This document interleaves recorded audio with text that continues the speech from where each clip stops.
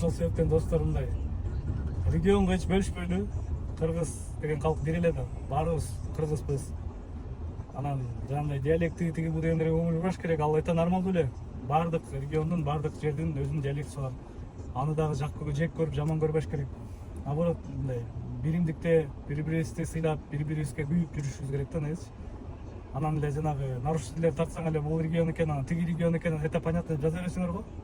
Такыр туура эмес да. Анын ичинде бирок билбейсиз да, мисалы үчүн ошол эле кундайларды көбүнчөсү таксиде да, арендада. Водительдери ким билет, балким башка эле жактардан да. Анан Бишкекте, соответственно, нарушителер көптөр кимдер ал? 01 менен 08. Себеп дегенде бул чүйдүн өрөөнүн ичинде жайгашкан борбор.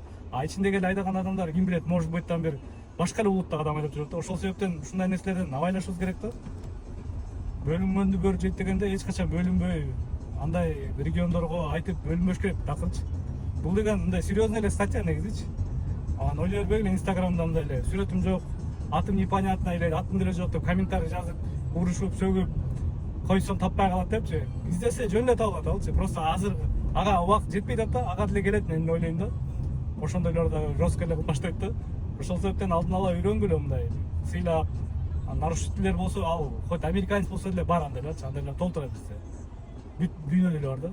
Просто оңолууга аракет кылышыбыз керек, бөлүнбөшүбүз керек. Болгону ошол эле.